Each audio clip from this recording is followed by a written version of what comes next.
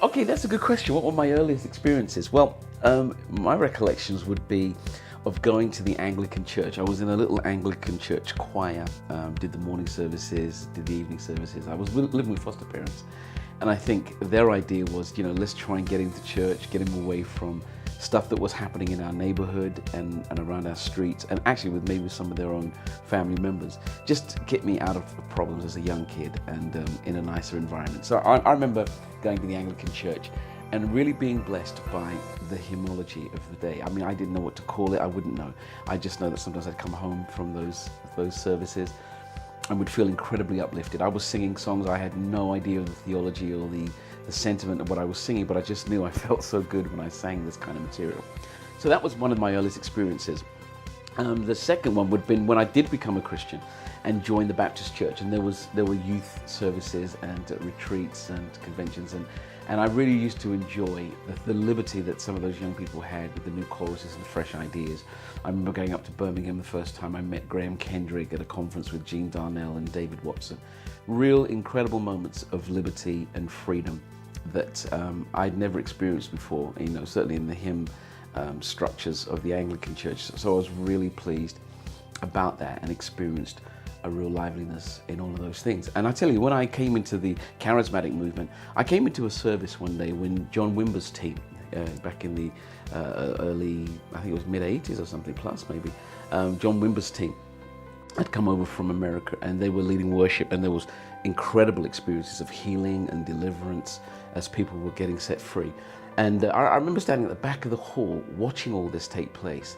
And as I lifted my hands to worship, my mind went all the way back to the Sunday evenings when I was singing hymns in the Anglican church, and I'd come home and just think how good I felt as I'm walking home, thinking, I love how I feel. And as I lifted my hands in these charismatic meetings, I felt exactly the same. And I realized then that God had been with me all those years, and I just hadn't known it, but now He was making Himself known to me. So those are my earliest experiences.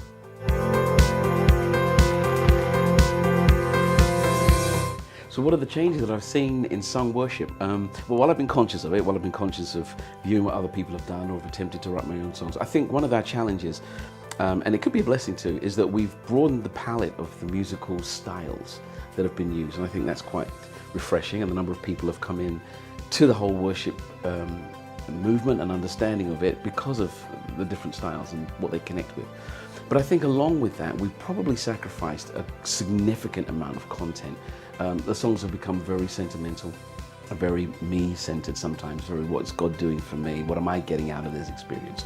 And I think we've got to go back to biblical content. We've got to go back to material which can teach, so that if people sing those songs, whenever they pull back those melodies, they're also pulling up the message, the substance of God's revelation that really anchors people. And my big fear is that we'll have wonderful, creative, engaging melodies and tunes, but the actual theological content of that material will be weak. And I think in the long term, long run, that's not going to be helpful for people's spiritual development.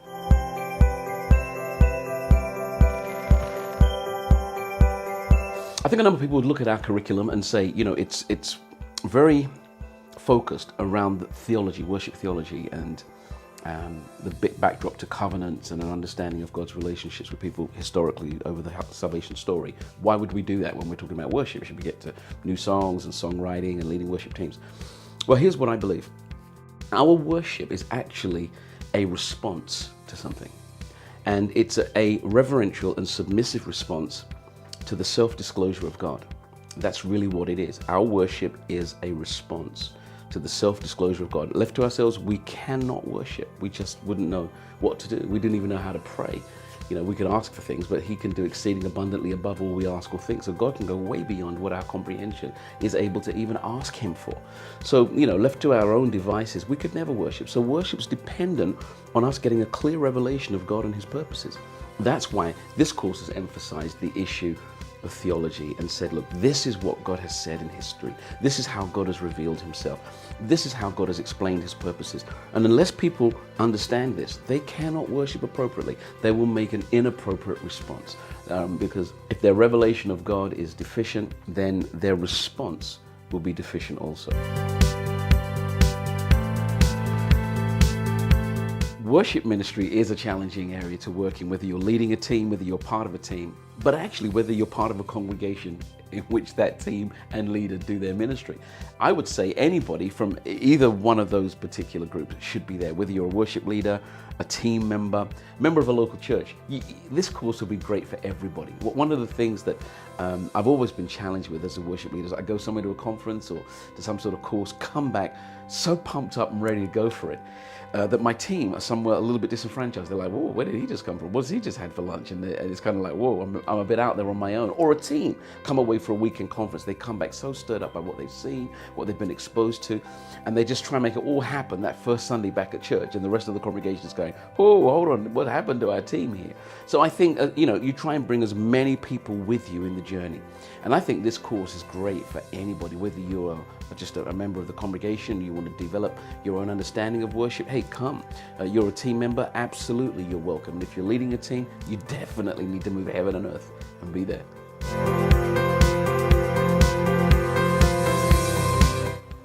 At the end of this 2-year course, what would a student walk away with? Well, it isn't, first and foremostly, a course with an academic qualification at the end of it. I mean, we haven't considered that, we've not written that off, but that's not been our purpose. There are lots of other places which are doing that and giving people a piece of paper. I don't want people to just get a qualification at the end of the course. This course will help you, and if this is the qualification, this would be the best one to get. Number one, to have a deeper understanding of worship theology. What are the texts saying, and how do the texts shape our response to God? That's very key for me, that we go deeper in our understanding of the theology of worship.